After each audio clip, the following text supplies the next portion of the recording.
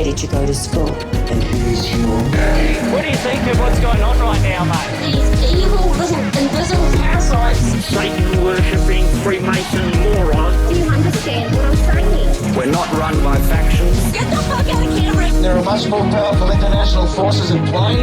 Is this pink eye? Is this what pink eye is? I don't fucking know what's happening. I had to actually Google it, neo-Nazi men. Please go outside and look at the moon quickly. It's been crazy, guys, but guess what? It's how it is, mate. Mate, because I want to do you slowly. Well, I ain't spending any time on it.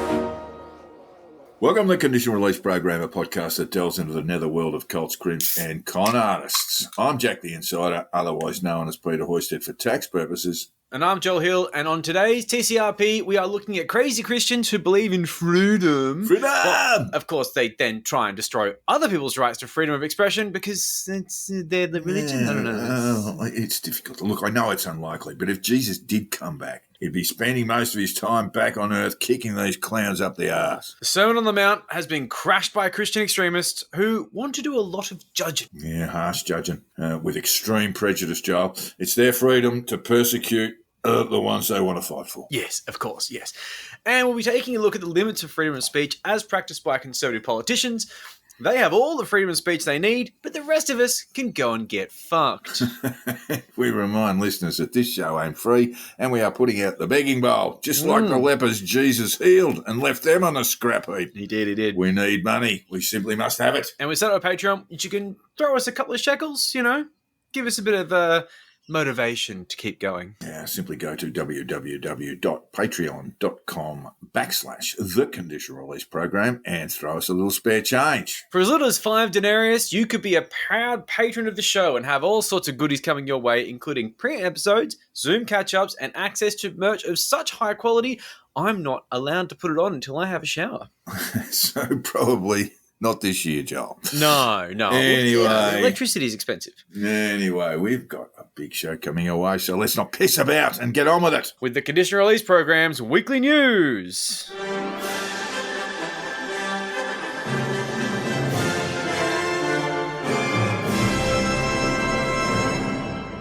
Back in the good old days of the podcast, we had the anti-vaxxer update. It's been expanded to Cooker update because the Cookerverse had become so broad and varied that anti-vaxxer update didn't really do the segment justice. No. But we have an anti-vaxxer update now. And We do. it's in the form of a tragic and completely preventable death reported by David Gilbert for Vice, who does Yep, that's where we found this one, but it's good. It's an interesting story. Danny Lemoy was a 50-year-old severely pilled heavy equipment operator from Rhode Island in the US, and he, quote, passed away unexpectedly on March 3rd. But notice how they didn't say died suddenly? Yeah. He didn't die suddenly? He didn't appear with the Funny that? hashtag died suddenly. No, That's interesting. him, Yeah. So Lemoy was taking Ivermectin daily for over a decade, which is way before it became cool with the whole pandemic. I mean, Lemoy was pilled, but he's been hanging out in the medical fringe for some time now. And when the news of his death was announced on his Telegram channel, they said this. Though it was obvious that Danny had the biggest heart, probably enlarged, it was unbeknownst to him that his heart was quite literally overworking and overgrowing beyond its capacity. Yeah, he did have a big heart. It was grossly enlarged. Yep. Overgrown beyond its capacity, nearly doubled in size from what it should have been. Oh, good Lord. Isn't that's upsetting? And they also said this. We understand that this is going to raise questions for those who were following him. Which is a bit fucking optimistic. I mean, you'd hope so. You'd hope this would raise questions. You'd be like, hold on. So How come he's got the heart of a fucking draft horse? yeah, it feels like a heart of a Pharlap should be metaphorical only. Anyway, so look, he was also pushed to know other alternative treatments, including the classic, and you might not think this is a classic, but I come from a really fucked background, so this is a classic to me. Oh, dear. Using apricot kernels to treat cancer. Oh, yeah, I've heard that one before. Oh, not apricots, the horrible... I'm a bit like Larry David. I reckon apricots are like a 4 out of 10 fruit, Oh, on. No, for every 10 you grab, only 4 of them would be nice. Oh, yeah, okay. Well, pears never get ripe. But the kernels inside them, you can't eat that. Don't eat that. No, don't eat that. It's bitter. There's a reason for that. See, it is believed that a compound in the kernels, vitamin B17, targets cancer cells. Oh, but yeah. it kind of targets all cells. You see, vitamin B17 sounds good. Like, vitamins are good, right? No, not all vitamins are good. No. This one's otherwise known as lateral. I don't really know how to say it. I haven't looked it up in a video before, and I couldn't really quite remember how. Either way, it is metabolized into cyanide when taken into the body. That's not good. Have you heard of cyanide? It's bad. Universally considered bad. Killed quite a few senior-ranking Nazis. Who could have just gone the apricot kernel route, but actually have the cyanide tablets available. Well, the problem is they start munching the kernels and going, oh, hold on.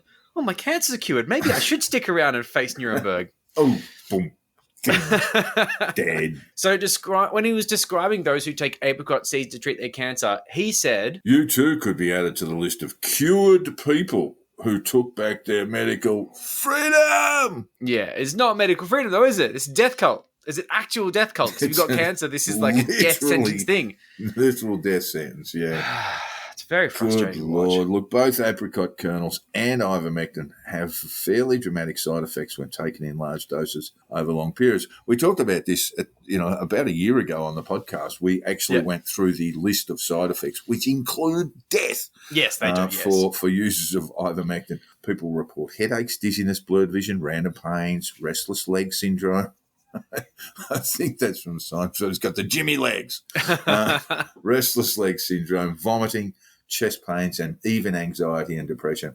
And this is just from the Telegram group itself. Yeah, it's not like an official list of symptoms. This is actually from posts in the Telegram group itself. Yeah, because there would be death there. Yes, there would be death. Oh, there'd be a much longer list if you got it from the official source. This is what they're reporting in their conversations. And while most people would see this as a red flag and think that maybe things aren't going too well with treatment, this is seen as a good thing by those who are taking ivermectin and apricot seeds. Mostly because they're fucking morons.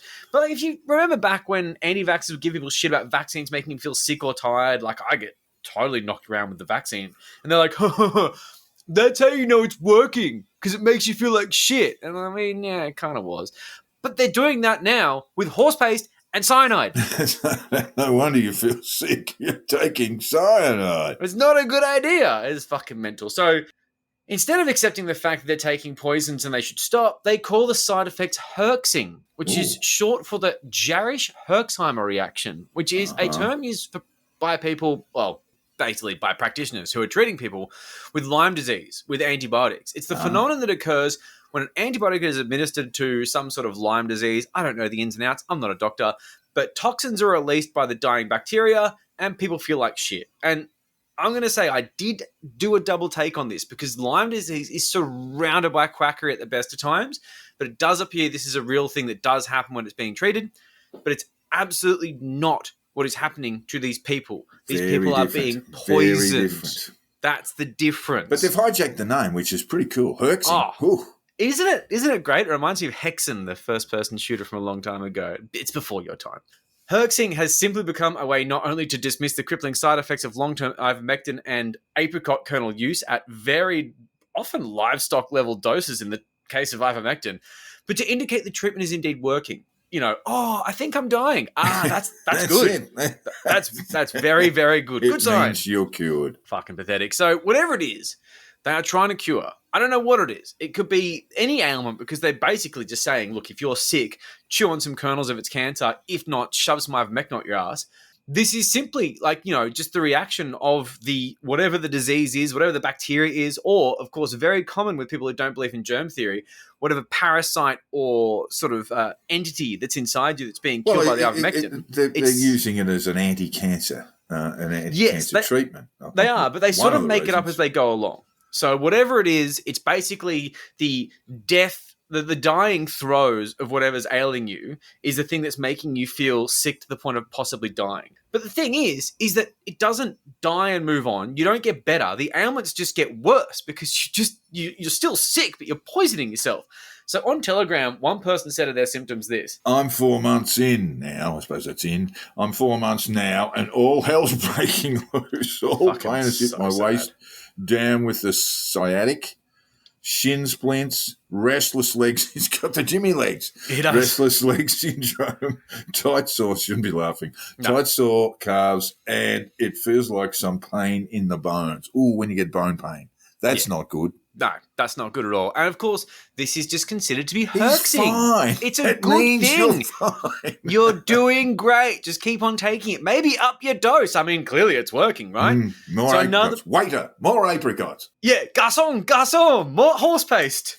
So another person said this in the channel. My wife has been taking ivermectin for 3 months. She has been treated for autoimmune hepatitis. Oh, good Lord. Thyroid and vertebrae issues. I know. She's had some serious herxing. Yeah. Today she has a migraine, vomiting, and severe stomach pain. Does anyone have any ideas how to help? And are these herxing symptoms? Let me just interrupt here, Joel. Does anyone have any ideas how to help? Should be, I am taking my wife to a fucking doctor or a hospital right now. Yeah, because I poisoned her. Has anyone, got anything, I mean, what do you think? I mean, like, as a tangent, there are these wild posts, usually on Reddit where I see them, where mums groups will be like, oh, look, my kid's got this weeping wound. I'm not sure what to do. I've pissed on it, or I've put salt on it, or I've rubbed apricot kernels on it, and nothing's working. And it's like, bro, antibiotics, IV at this point. Does anyone know how to help? Go to a doctor. Do not throw this open to Reddit. And to be fair, a lot of these people in the US, so they're probably terrified of bills they can't afford, and that's really fucking sad. But at the same time, I mean, come on, bro, it's a weeping sore. Don't just piss on it and talk to Facebook. Your wife's got autoimmune hepatitis. I'm not sure that that's a thing, but she's got a version of hepatitis. It's awful. Thyroid issues. She needs a doctor and qualified pharmacological advice. And hepatitis is basically curable right now as well. And I'm not sure if it's anything to do with insurance or whatever, but either way, the idea that they're reaching out to this fucking Telegram grifter, who I'm not even sure is making money, it's just ridiculous. And look, not only is this being targeted toward these people who have these horrific sort of chronic illnesses, and it's a ridiculous treatment protocol that makes no fucking sense whatsoever outside of a basic death cult. They're also targeting children with special needs. Oh, dear. Yeah, it's straight out of the Wakefield playbook, man. Children on the autism spectrum are being targeted with this. Children with Down syndrome, cerebral palsy. They're being encouraged to give their children horse paste because that will somehow cure them. Look what you done, crackers. Look what you done, crackers, Kelly. And others have been pushing this. I mean, all of a sudden it becomes, hey, why don't we just try it for this? And, I got a bad leg, so we'll try it for that. Oh, and my kid's got Down syndrome, so I'm going to force feed him ivermectin. Well, I mean, look, in other situations of miracle mineral solution, autistic children were given enemas of bleach to cure them of their ailments. Yeah, and I mean, you want to talk about fucking saving the kids? Yeah, you need to remove that child from that custody right there. But so look, when it comes down to this, their beloved cult leader was killed by their beloved treatment. But instead of realizing the error in their ways, they've doubled down. One of them said this: no one can convince me that he died because of ivermectin. He ultimately died because of our failed Western medicine, which only cares about profits and not the cure. He wasn't involved in the failed Western medicine, which only cares about profits and not the cure. Problem. He was slinging horse paste and apricot kernels. Yeah, and if only Western medicine was more inclusive of bullshit, and maybe he'd still be alive today. Western medicine, No, it's just ridiculous. And I've got my issues with Western medicine, but I mean, shut the fuck up. So look, this is one of those things where I find it interesting, the fact that it goes pre-pandemic, because the medical grift is it's one of the oldest ones. It hasn't existed for decades. It's existed for centuries. But it's still hard to watch when you see something like this playing in front of you, because you can see that it's only going to get worse. I mean, this whole explosion of ivermectin and alternative therapies in the last few years because of this pandemic has exploded with this sort of stuff is going to explode. This one's like an OG motherfucker, but what's going to happen in a decade when they're all still nyahing about us dying from the fucking vaccine, but they're mainlining fucking horse paste or whatever's next. God knows what's next. Another thing that I find very tasteless, really an egregious example of a very similar thing, is the concept of med beds, which are pushed heavily by Romana Digilo, the sort of insane solcit true queen of Canada. She's not even Canadian. Well, she's Filipino, yeah. It's fucking hilarious. We should revisit her and do like another episode on her. I know. She's a piece of fucking work. Maybe get a guest to do it for us, because give back that Winnebago you stole, Romana, you fucking thief. And like, the tweets about like people not paying their taxes and it's so sad. Yeah. It is actually really sad because, we don't relish in the sadness of humans. We find these things It's quirky really and interesting. sad. I've done all those things. I haven't paid my electricity bill. I haven't paid my mortgage. I sent What my do I royal do decree. next? What do I do next, Queen of Canada? Exactly. And left on red. So she's a truly terrifying human being. If you know her, you know that. She promises that these sort of QAnon-inspired white hats will let her followers, the ones she likes at least, cure whatever ails them on these miraculous med beds. You lie on it, everything fixes. Great. Mm-hmm. Obviously, med beds don't exist. It's complete science fiction. But desperate people... Well, I presume it's a bed. Yes, I like... It'd be some like, sort of stretcher or... It'd be like a solarium thing, I think, where you sort of go in there. It's got like disco lights. Just lie down on that and you'll be fine. Exactly. You press play, Radiohead turns on, and you get better. It's good. Has to be Radiohead, otherwise it doesn't work. But this is the thing. Desperate people will believe the craziest thing if it gives them a shot of hope. And a lot of people are fucking stupid. It's tricky. But I'm not sure if this Lemoy character is in the victim or perpetrator column. Because while I think that's easy. I think that's easy. I'm putting in the I think he's a bit of both. See you later when your legs get straighter, pal. Bit of both. Because while the vast majority of ivermectin propaganda has come about since the pandemic hit, he's been doing this for much longer than that. And while COVID-19 brought upon this sort of new wave of medical quackery and supplement scams, this sort of shit has been going on forever. And it's kind of hard to know whether he's making money off it. I mean, I've only really looked into this on a very surface level. I've looked at a few sources. Look, that makes it more mercenary, definitely, if he is making money. But it would seem that it's not obvious that he is. But that, to me, is not the point. Here is a guy who's basically advocating treatments that he is not qualified to advocate. Including what you could kind of throw toward the child abuse column. So I find that very difficult to be okay with. But sometimes these people are a victim of their own bullshit. And let's face it, he died by his own sword. I mean, he fucking believed it. But when it comes down to these things, the other thing is clout. And the feeling that you're a cult leader, the feeling that people love you, people throw the underwear at you because you're the ivermectin guy. He was on podcasts, he was on all sorts of things, and I think that maybe got his dick a little hard. But either way, pushing this kind of medical misinformation on vulnerable people, especially when it comes to parents of kids with chronic conditions that are generally uncurable, this is going to see a lot of people quietly dying suddenly in the future. There are going to be groups of people engaging in this kind of behavior that we don't know about. And completely preventable. That's completely preventable. Completely preventable. So fuck him with a stick. Oh, fuck. Yeah, totally. No, I totally agree. All right. Now, Gary Lineker is a star. He was a star as a footballer, representing England 80 times in all 461 games in the top flight, involving 103 games at Barcelona. He actually was one of those rare creatures as an English soccer player to go into the European leagues and actually succeed.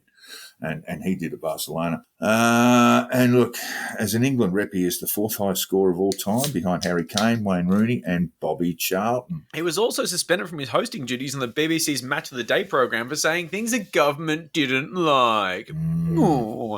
So listeners are probably aware of the story. It's been a bit of a big deal, but otherwise we'll fill you in here.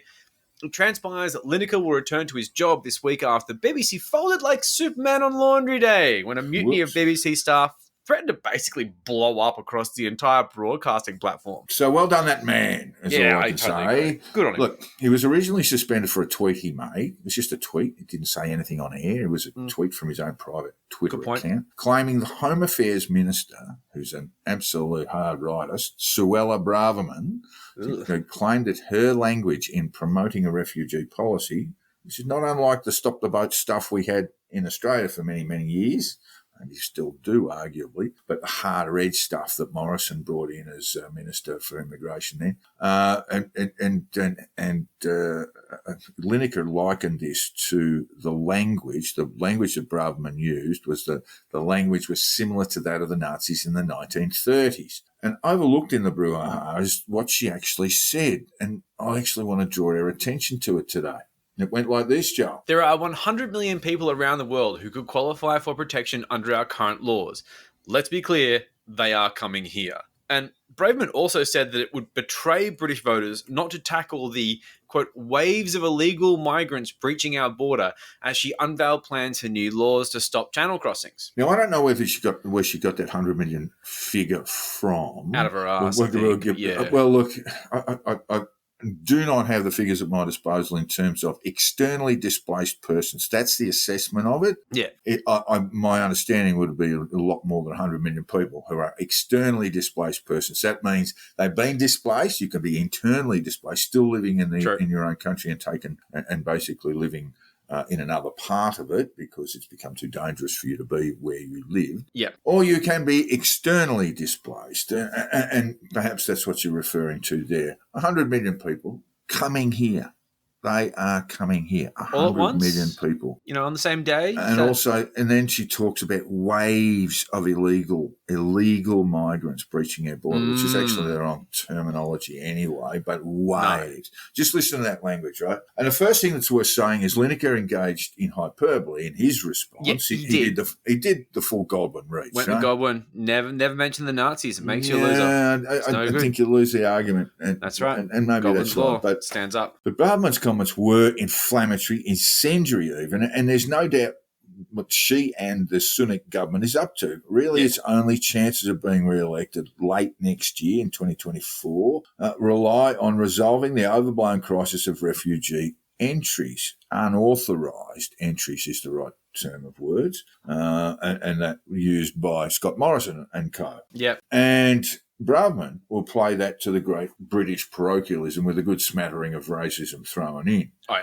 The mentality that caused that great act of economic self-harm, Brexit, in an effort to raise the government's shockingly bad results. It's the same sort of play, right? Yeah, it's the same sort of political play. Well, we've seen it more than anyone. No, Brexit. Brexit was all pretty about. Bad. Yeah. Brexit was really all about. I don't want Romanians. Foreigners. I don't want Romanians doing my bathroom reno, and stealing my jobs, stealing my gerbs, and all that sort of stuff, and getting my aspirin from the hospital. So this is what they're up to. They've got a policy, and we'll talk about it in a little while. What the policy is, but this is a play to. Yeah. The British are more parochial than we are. There is no doubt about that. And this is their play. This is their Hail Mary play to be re-elected in 2024. Yeah, so absolutely. Here's a case of say whatever works, reach for extremes. This is Braverman, hyperbole, exaggeration,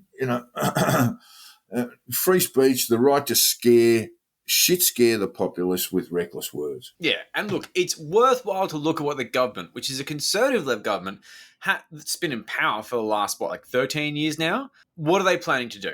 I mean, there will now be these on-water matters, the seizure of boats, probably quite publicly with the media and the fucking thing. Yeah, they've been in fucking power forever. I mean, since forever. And, of course, this is this whole referring to small boats, which are, of course, loaded with refugees coming into the UK. You're getting a bit of deja vu here because, unsurprisingly, this is being led by an Australian who worked on other boat-phobic political campaigns, such as Scott Morrison's sadly successful 2019 election campaign, and is known as a protege of Sir Linton Crosby, which is of the political strategy firm Crosby Textor, very famous political strategist, and it's just always nice to see Australia exporting their culture abroad in situations like this. I'm really happy that we can share our wisdom and experience with our colonial cousins. It's beautiful. It's also worth informing listeners that the UK receives less than a quarter of the unauthorised refugees that France accepts, those filthy, tolerant socialists, a third of what Italy and Spain accept, who, I don't know, Italy? Yeah, not so left these days. And around half of what Germany accepts, who are absolute leaders on the board when it comes to bringing in refugees. Look, I don't know about the Crosby strategy, whether that's behind this. I don't know. What we're talking about with this small boat stuff is basically people coming from France. Now, the arguments are from people like Braverman that, the UK is this fucking pot of gold. Everyone wants to come and live there, and it's really not true. It's this, that this is the ultimate place to live. This is the other sort of nonsense weather that we were sort of spoon fed in our own refugee debate. At least we had good weather. That this is just this beautiful, beautiful place that everyone wants to live in. In the UK, I mean, after Brexit, and with its current economic woes, it would almost want to be the last one. But of course, people do have connection. So people do have connection. We'll talk about that in a minute. That's the thing. That will bring them to the UK. There's sometimes familial connections. It's not just a job at Sainsbury's that's making him cross the channel, right? So 89,000 unauthorised entries. Refugees arrived in the UK last year, less than a quarter of what France received, which you just said, 436,000 last year. 89,000 UK, 436,000 last year in France. Those who do choose to go to the UK often do so for reasons of family connections. The second largest ethnic group of small boat arrivals are from Afghanistan. Oh, yeah, the Brits were in a war there until recently and then left and then let the fucking Taliban run the country. That's why there's a refugee crisis in Afghanistan right now. That seems And there is that connection because they will have worked with Brits in Afghanistan, so that's why many of the Afghan refugees want to go there. The EU has advised the UK that what they plan to implement, this boat turnback stuff, is a breach of international law. I can talk about a little bit more. There are two areas of relocation. So their Manus Island and Nauru is Rwanda. Oh, and really? Albania. Now, Interesting. Rwanda can't be used because it's locked up in the courts at the moment. Damn shame. And I read a story of a fellow who arrived in the UK in the very early days when they were piloting this policy in Rwanda, and he was flown to Rwanda despite not coming from there in the first place. Yeah. And then he arrived in Rwanda and then was bussed out within 2 or 3 days to get in the bus. And so he got in the bus and they drove him out to the Ugandan border and he said, "Get out." And so he went to walk all the way across Africa again, and then ended up living in France, I think. So he was just one person who spoke about perhaps the lax standards there in Rwanda. It's a basically libertarian country as far as I remember. So, look, it's human right. I think the best thing we can say is its human rights record is not as bad as it was when there was genocide going on. Well, I remember a movie about a hotel. So they've been told this is illegal. They also expect, by the way, for the French, in order for these, when these small, let's say that their policy works to a degree, their small boats are stopped, and then people will go to France, and then they will stay there, and it will be the job of the French to process them. Yeah. Right. So, look, it is almost certainly in breach of international law, but and they're just going to thumb their nose at this like Kevin Rudd and Scott Morrison and others have done. Yeah, exactly. We've done this before. So that's the background to this whole brouhaha that led to Gary Lineker, who is a staunch advocate of refugees, who actually opened his home to 2 of them for giving Braverman the old Sieg Heil Hitler one. Because, I mean, come on, don't go Hitler, but at the same time, well, he's it's soccer bad. player. I can see why he reached for an exaggeration and he got one. Exactly, and he's also a footballer and not a political commentator. So, give him a break. So, while it was a bit of an overreach from Lineker, as we've just discussed at length, because really, the government decided to, instead of engage, shut him down entirely. Yeah. The immigration minister, Robert Kendrick, called for Lineker to be red carded. Okay, what the fuck does that mean?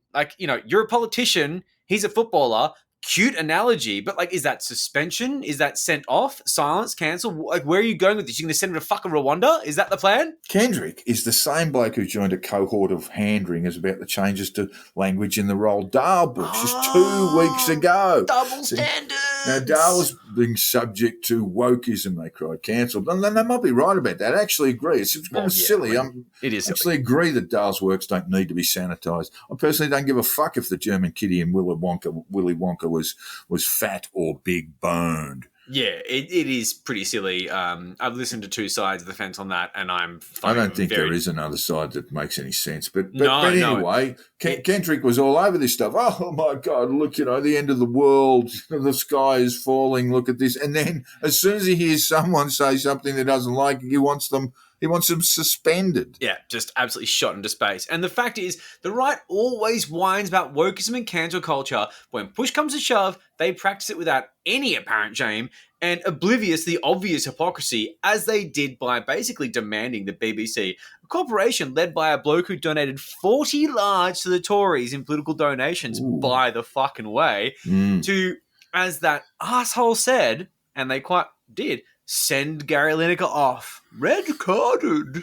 Yeah, in fact, I could mount a very strong argument that the right have always been book banners. Fuck yeah.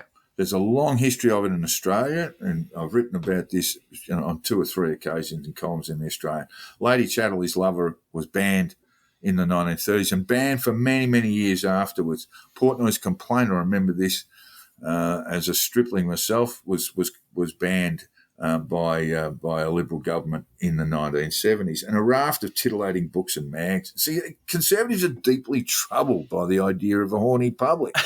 They just, which is really odd, because certainly your British Conservative, your Tory, they seem to be, that seems to be their thing, sort of basically sexual dysfunction up the wazoo, orange in the mouth with a pair of pantyhose on their head. That's the one. Yeah, the difference is the left. This is the difference now. It's the left who have until recently been the purveyors of smart, edgy satire and extreme parody have now shit the bed and demand this and that be removed from our eyes so as not to strain our tender sensibilities. Yeah. It's true. This is what's happening. And we are merging into this world of new Puritanism. Yeah, it's pretty sad. And as I say, one of the reasons that drew me to the left was them saying, "Hey, we can crack jokes wherever we like. We can publish all sorts of things that the right will find offensive. Let's be offensive." Yeah. That's what drew me to the left, and now the left is sadly gone just down this capitulating to this sort of bullshit pathway. Yeah. Look, it's fucked up, and the Lineker blow-up shows the inescapable hypocrisy, the utter cant of those on the right who scream woke. And really, please, people, don't ever use the word woke in an unironic fashion. That should be a rule. Taking the piss. It is a stupid word. It's a fucking dumb it's word. Almost meaningless. Yeah, exactly. And no one uses it. And the people on the right, the sorts of people who hand on heart demand free speech, provided it's speech they agree with. Absolutely. And let's face it, there has not been a single fucking word from the freedom-loving freedom movement clowns, because this is a right-wing issue they majoritively agree with. It is complex as well. And complexity is not their strong suit. They just, hold on, do I have to look into some nuance? Oh no, my headache. Is it the Ivermectin or is it the Thinkins? I'm not sure. But let's face it, at the end of the day, the right, whether it be the alt-right, conservative, traditional conservatives, or these bizarre sort of religious fundamentalists, they all fucking hate free speech. Look at their block lists on Twitter. I'm telling you right now, they hate free speech. Yeah, indeed they do. Now, listeners to the podcast may remember the name of Tara Reade. That's Reade. Yes. In the lead up to the 2020 presidential election, Tara Reade's accusations of sexual assault against Joe Biden captured national attention. It was a bit of a hot button. Now, when it comes to sexual harassment or sexual assault, we want to clarify that at TCRP, we urge people to come forward and tell their stories. And initially, she claimed that she'd been sexually harassed by Biden while working in his campaign office, and that was in 2019, so very close to the election. But then in the election year, she accused Biden of sexual assault. Now, Reade's story was not without controversy, as it evolved over time, and in light of Reade's previous compliments towards Biden, she'd always been a big fan for his work on women's issues, including domestic abuse legislation, and his work to help sexual assault survivors. Many people question the veracity of her claims. And while it is crucial to take all allegations of sexual assault seriously, it is also important for the media to conduct a thorough investigation and present all perspectives. Yeah. Every woman deserves to be heard, but media outlets have a responsibility to report the facts transparently and without bias. Yeah. Now, Reade was subject to a lot of media scrutiny. Politico probably did it better than anyone else, discovering that Reade had a long list of people she had ripped off, borrowed money from, never to repay it, or had rented properties and not paid the rent. Further, and probably more importantly, Politico exposed Reade as a person who had acted as an expert witness in domestic violence cases in California, claiming she had held certain university qualifications she did not have. What?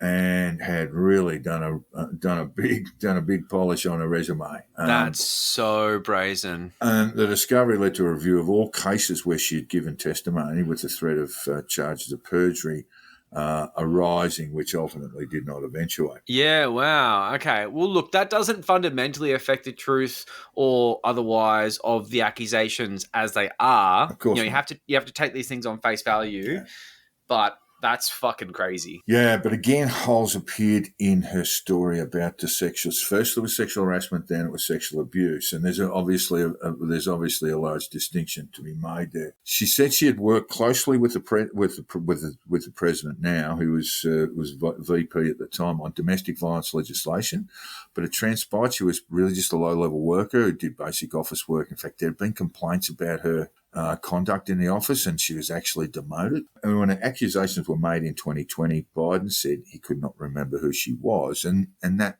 well, given Grandpa Joe, that might not surprise too many people. But it would, she was one person working in an office of literally 100 people, that sort of order. But, it must be established that, in any event, regardless of all this, she was indeed a proud Biden supporter, ideologically, until 2020. And, in ideological terms, clearly a progressive. She's not a right-wing infiltrator as far as we know. She seems to, bleed blue, I guess. Well, she did. But here's the thing. Tara Reade has now become a strong supporter of Vladimir Putin. Oh, good. How does that happen to people? Beginning in 2021, around the time that Joe Biden defeated Donald Trump and the media attention surrounding, so that was 2020, but as we get into his early days of his presidency in 2021, media attention surrounding Reade's sexual assault allegations subsided. She again began pushing Russian propaganda, this time seemingly with the approval of the Russian government. Good. And first, she started a writing gig with the Russian state-run media called outletrt.com. Yeah. So she was writing for that. RT is just straight out of the Kremlin.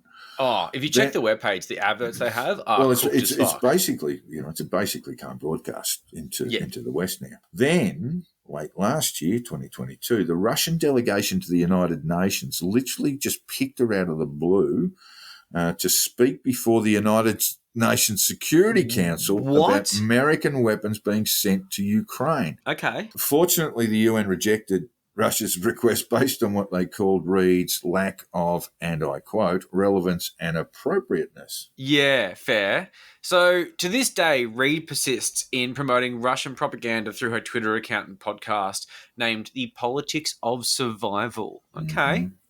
Interesting. In her podcast, she conducts interviews with pro-Russian propagandists and officials from the Russian government, including Dmitry Polyansky, the Deputy Permanent Representative of Russia to the United Nations. Nothing sus going on there, right, guys? Pretty relaxed. So other guests she had on her podcast included the chairman of the African People's Socialist Party, Amali Yeshitila. Yeshitila's Florida home was raided by the FBI back in July of 2022 as a part of an investigation into a Russian influence campaign. So nothing sus there either. Cool. And Johnny Miller, not the actor, Johnny Miller is another man who has been a guest on Reade's podcast. He is a known Russian propagandist who works for the Iranian state-owned English-language TV station Press TV. And this is fascinating to us. How does a progressive turn to support a tyrant who only a year ago bombed civilian population? Yeah, I find it so hard. Is it Russian money? Because she seems to be driven by money. Is it Russian money? I don't know. I mean, the answer is I don't know. But is it just a distorted belief, or has she just sort of reacted, perhaps with a sense of trauma, whether the sexual harassment actually occurred or not, but as trauma has sort of twisted her around? Who knows? Well, I don't know. But I've often said you can find out a lot about a person by what they say and believe about the Russian invasion of Ukraine. And those on the extreme left and the extreme right support Putin. Yeah, there's a bit of that. Look at Boykov with the idiot Dave Graham, who I refuse to call guru. The freedom movement is full of right-wing extremists, and they are all pro-Putin. The left have always hated NATO, and it's a deep historical loathing which finds its expression these days from the mouth of Jeremy Corbyn, or his former policy advisor, Owen Jones, who runs a lovely little tea party called the Stalin Society, Joel. I think we've mentioned this on the podcast before. But That sounds fun. Jones was on the public payroll for big dough, right, as a policy advisor for Jeremy Corbyn. And he also ran as a little thing on the side there, the Stalin Society, which was designed to create a sort of forum for... they were very concerned that there was a lot of bad press around Joe Stalin. Oh dear! And it's really funny. They're so deranged, these people, that they will turn around and say, "Look, you could pull them up and say, look, the death count, the murder count alone in Stalin's Russia is in the millions, and then we get to the tens of millions in terms of failed policies." In terms of starvation, the starvation of Ukraine in the 1930s left millions and millions dead. And they'll turn around to you and say, yeah, but he had a terrific housing policy. Yeah, good housing policy, yeah. And it's kind of true. I mean, the Russia that Lenin and Stalin inherited really had no public housing whatsoever. People were living in hovels, and along came Stalin and said, yeah, okay, I'll get out the Russian concrete and just build, apartment blocks. Get it done. And so, there was, I mean, it's complexity again. When you look at someone like Stalin, you go, yes, he was a murderous tyrant, an absolute, mass murderer. Total bully. Genocidist. But there were moments where he had his successes. Yeah. So anyway, Owen Jones is part of the Stalin Society. Those people from the left, it's probably more manifest in the UK, but we're starting to see it on the streets of Europe now, where there are anti-Ukraine protests, where there are pro-Russian and pro-Putin protests. And when you look at the people who are involved, they are from the hard left or from the extreme right. Yep. And they've sort of coalesced. They're shaking hands across the vast chasm of the divide and saying, let's get this job done. Well, Tanky's going to tank, my friend. Tanky's going to tank. Yeah, but back to Tara Reade. Does she feel so rejected by the progressives that she rushed to the other side? Possibly. I'll go out on a limb and say her claims of sexual assault at the hands of Biden are so unlikely that I am fairly convinced that they've been fabricated. Yeah, it's plausible. And there's some pretty damning evidence in the lead up, but it's hard to say. We will post a link to the Politico piece which backs this idea up on the shitposting page. You can decide for yourselves, but trust us on this one, listeners. If you are for Putin, you are officially an extremist. Either side of the pole. It's a fucking weird place to sit. Indeed. Good luck to you. Indeedy. Cows have fucking masks on. Everybody is up for the high jump if they deserve it. If they deserve to hang, they will hang. Rise up, Australia. Men of Australia, time to step up and be real men. Protect your kids or go down biggest cowards this country has ever seen. Hang that animals. So we start this Cooker update with a reminder that Sandy and Soz have released their Tinfoil Tales episode on Bosie and Guru, which is absolutely excellent. It is indeed. I'm halfway in, and we'll be knocking the rest off tonight. It is a superb expose, and I strongly recommend it. Yeah, it really wraps things up. It's quite something. Now, some of the clips from Bosie are truly haunting, and I just genuinely hope, for the sake of humanity, that they fade into obscurity after the state election, although I absolutely doubt it. I mean, because when it comes to Bosie, it is hard to imagine that guy living a normal life. If he believes his own bullshit, he must live a horrible life. He believes that babies are being murdered en masse and their body parts are being sold to the highest bidder for the sake of corrupt doctors buying more cars. There's hundreds of thousands, his words, not mine, of children being killed basically by satanic forces within our corrupt government and institutions. It must be so frustrating if he truly believes this, standing on those stages, trying to wake people up to stop this absolute horror that is, of course, definitely happening in the world that we live in, and not just a bunch of shit that he made up in his demented brain. Of course, that assumes that he believes his own bullshit, which I find very hard to believe. The bloke doesn't seem to have a job. And it's hard to know whether he's making money or not outside of this sort of carer's pension he would have. It'd be likely in the form of donations, probably in an unaccountable form, something like crypto. Military pension. Well, if he's got one. I just don't know. But I don't think that even the fine folks at Palantir would give him a security job after all the shit that's flowed out of his mouth. But that is, of course, unless he's already on the payroll for saying the shit that comes out of his mouth. There's my conspiratorial side coming out. That's, Brendan's fault. Guru, on the other hand, is a joke of a human being. Sandy and Soz highlight this beautifully because he is just a circus sideshow who he just wants attention. And admittedly, we give it to him kind of because he's funny. But there's an important part of the episode to listen to where Soz has a final word about cooker watching, which is a good moment to reflect on what it is that we're doing, sort of laughing at these characters and why we're doing it. Look forward to that. I think we all enjoy watching these people because their imaginations are so wild, and it's for a similar yet inverse reason as to why cookers lap it up. It's a larger-than-life narrative that constantly brings new wow moments with bizarre coincidences that create these strung-together narratives which essentially become a fan fiction version of politics, which is way more titillating than the rather boring real thing. Yes, I listen to Question Time on ABC Radio, but it's not for everyone. No. Cabals and kiddie tunnels are much more exciting. Yes. And if you're aware that it's all complete bullshit, well, it's quite amusing. It is. It's funny. It's why we sort of do this. But it is a little bit scary to think that people believe what Bosie tells them. If they do, they must be seriously fucking angry. I mean, this is the sort of shit that makes you do crazy stuff, right? Mm-hmm. It's such a miracle that nothing bad has happened in the wake of this kind of terrifying propaganda. I mean, nothing really bad. I mean, we can talk about certain incidents that have happened, but they're not directly connected. This guy is really trying to incite some bad shit, and it's all in the name of this confected horror that he made up in his head based on external influences, but also it's mostly his own bullshit. This violence that Bosie describes in vivid detail and the repetitive calls to action he does in a very hypnotic way, they're just recipes for absolute disaster. I don't fucking like it. Yeah, for Guru and Bosie to fade into the night would be the best thing for society right now, but what's the chance that will happen? Estranged from family and fully invested in the movement, there's no parachute. Romeo Georges used to smoke durries and yell at his phone for hours on end in his shed at the back, but he eventually saw how ridiculous the movement was and walked away.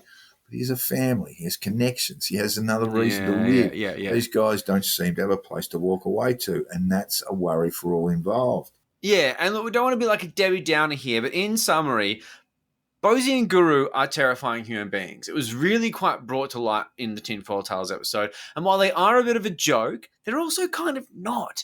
And I'm going to try and focus on the lighter side of their antics and take the piss out of them and ignore the crazy shit that they come out with, which is inherently violent. Because there is a very concerning undercurrent of very bad vibes coming from all this. And we'll discuss this later. But this pivot toward targeting trans people and the gay community in general is fucking creepy and not funny at all. This isn't giggle worthy. This is fucked. Soz mentions this in the latest episode as well. I couldn't agree more with her. It's so true.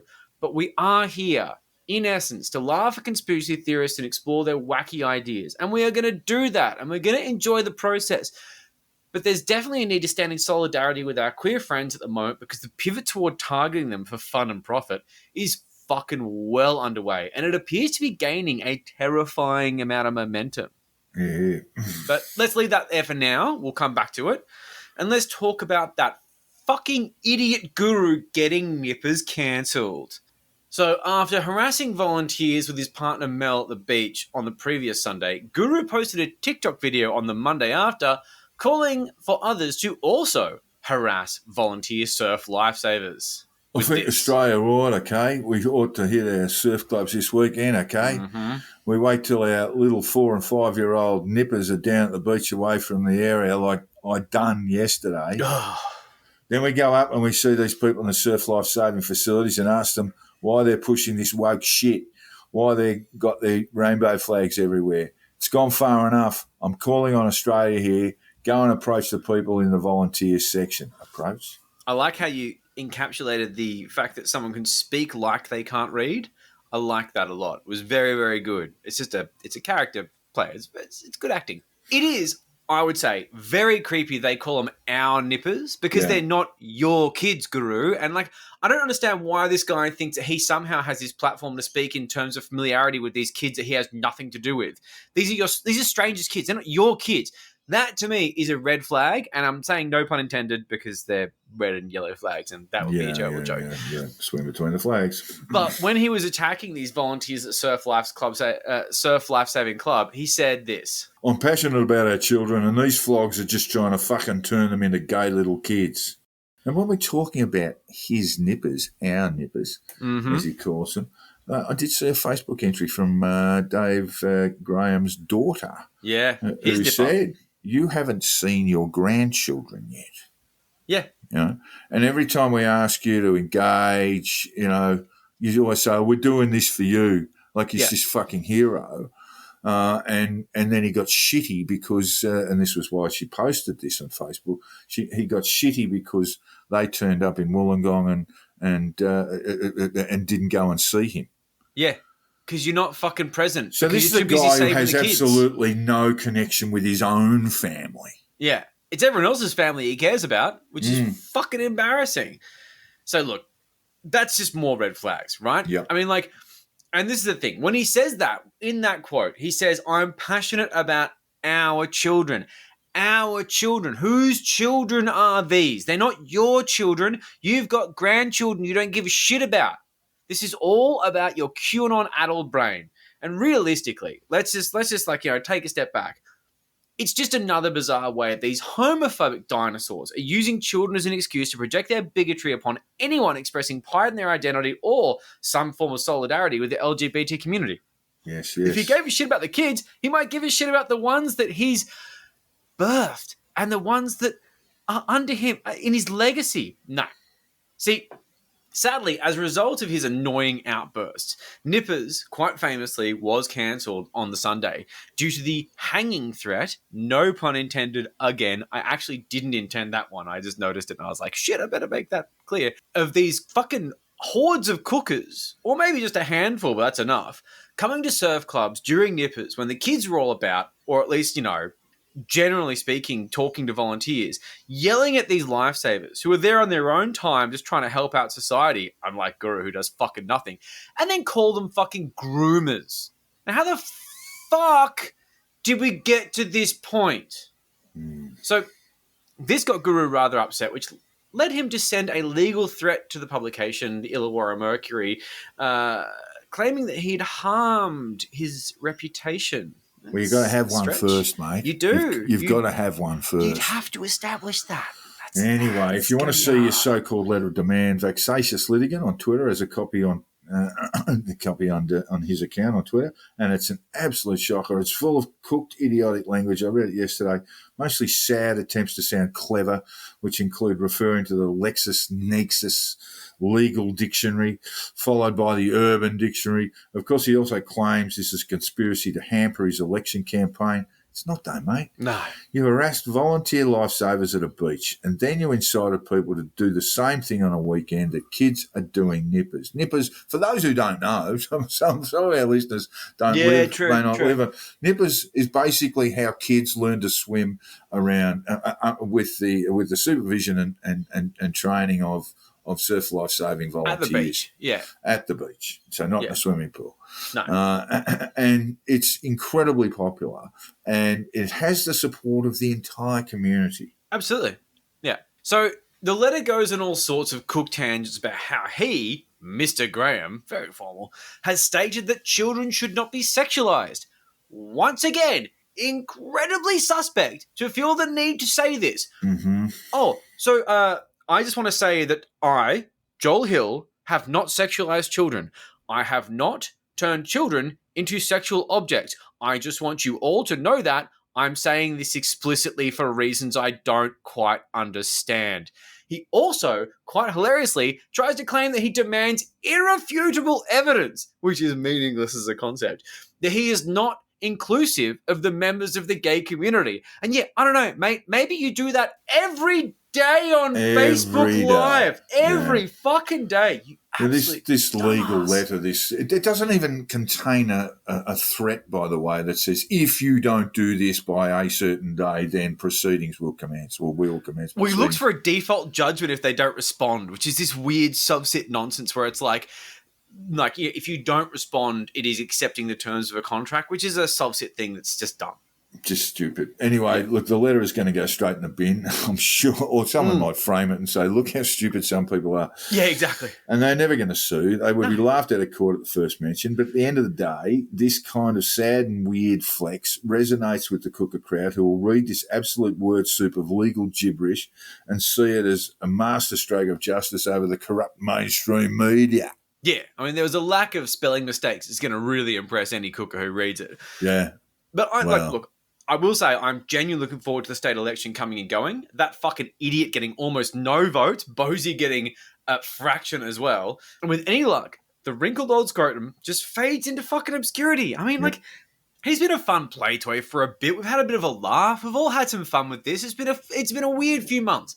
He says all the wild stuff that we all like to see because we think it's really funny. And he's also pathetic enough to be funny and not necessarily we feel sorry for him, but almost do. He balances it out really well. At the end of the day, he's actually just a hate-filled old man with nothing in his life but outrage. It's all he is. He's just a fucking wrinkled scrotum of sadness. So I'm very much looking to the end of Guru. I think the Tinfoil Tales episode will hopefully be that sort of bookend of this chapter. But the election will do it. Yep. I hope so. So, staying on the topic of protests around rainbow flags, it seems that World Pride in Sydney has made cookers' heads absolutely explode to the point of genuinely accelerating the inevitable pivot, I would say, toward Christian nationalism and fascism in and around the freedom movement.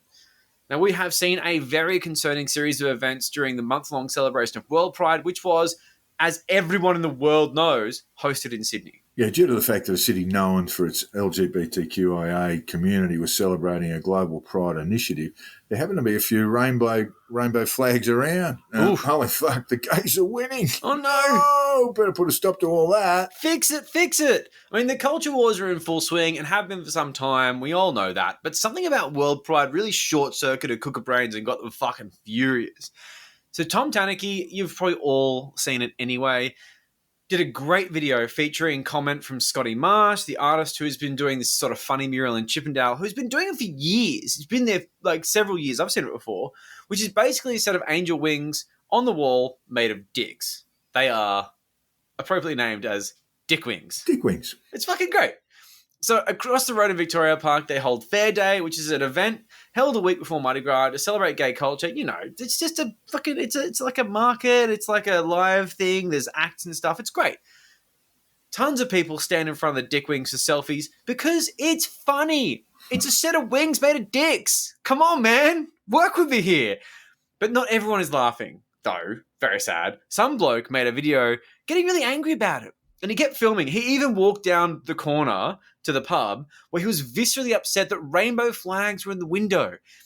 It's Fair Day, you fucking moron. What do you expect? There is a couple of thousand gay dudes across the road and they wouldn't mind getting some of their money. You moron. Anyway, Dave O'Neill's got behind the outrage and condemned the dick wings. Everyone counts their bigotry in the usual think of the children bullshit. What if children see dick wings? They'll be miserable. I tell you what, Dave, I've actually lived in Chippendale. I went to Sydney University. There are no fucking children around here. None. You don't fucking see them. They don't fucking exist. Every now and then, you might see a kiddie wink walking past somewhere. They are 100 to 1. Honestly, the playground in Victoria Park barely ever has kids in it as well. Meredith Bergen was at the launch of the Flying Fox, and Clover was babbling on about how the kids were going to have such a great time. And she was like, Clover, this is going to be for piss students. And it was, and it is. It is for piss students. I know this because I was one of them. We drank in Victoria Park all the fucking time, and the Flying Fox is awesome. I strongly recommend you go and visit it because after a few tins, if you run down, it's fucking great. But even so, who cares? This generational trauma from a set of wings that's made of dicks. Are you fucking serious? It's not going to cause anyone any issues, and it is absurd to say that it would. It's all projection. And of course, after O'Neill's got all huffy about it on Telegram and his dead shit brain thoughts were shared around the medium, this fun mural was vandalized with white paint, which is legitimately sad. And a picture of the vandalized mural was posted to Telegram with the caption, "Looks like the mural of Dick Wings has changed into White Wings," which I'm guessing is like a play on White Wings, like the flower brand, or like Dove Wings or something. Cake brand. Yeah. Like, I mean, like, is that what they're going for? I mean, okay, I'm just going to say right now, Nancy Reagan types, the book burners and the paint sprayers are not only insufferable to be around, but just not funny. Not funny. Just Well, not they funny just at don't all. have a sense of humour. No, they're just not funny. Essentially, it's just yet another chapter in the culture wars, which seem to be amping up for several reasons. Well, they never stop, really. Firstly, the Yanks. We're finally following in their footsteps and taking on a Christian fundamentalist / nationalist movement. We're quiet Australians who used to restrict their bigotry to comment sections in newspapers and in churches, and now feeling emboldened to hit the streets and show how upset they are, but also how victimised they are. You know, all the oppression they suffer, with the boot they placed on their own heads. It's just pathetic, really. This, I mean, we go to the same-sex marriage postal poll, really, which is all it ever was, but it did lead to the legislation which allowed same-sex marriage. There was a real sense of victimhood generated there from those in the no vote, that they felt themselves, and for the first time, to be in the minority in this country, and they have not reacted well. And we look at the census data later, they are not in the fucking minority. There's tons of them. They grow on fucking trees. It's ridiculous. We've seen a full-blown campaign to paint drag queens as pedophile groomers. This is terrible. So much inserted into discourse, and it's been going for ages now, with groups like Gays Against Groomers, astroturfing social media and the discourse, with this usual, what about the children bullshit. It's clearly just a vehicle for transphobia, turfy nonsense, and a massive grip for the operators who are clearly being paid by shady fucking right-wing sources. Imagine selling people out for a few bucks and some clout. Like, especially your people. I mean, maybe you hate trans people and you're gay. Good on you. Disgusting. Just honestly disgusting. So people like Tara Reade, like the woman who's behind the account Libs of TikTok, despicable human being, she's made a good career out of trans panic. She gets speaker's fees. You know, there is a job in this if you can make it work. So we've got these large counter-protests, these sort of drag queen story time events, and they've been effective at sending protesters, strangely enough, mostly consisting of actual Nazis, home early. You know, oi, constable, can you walk me to my car? Good result.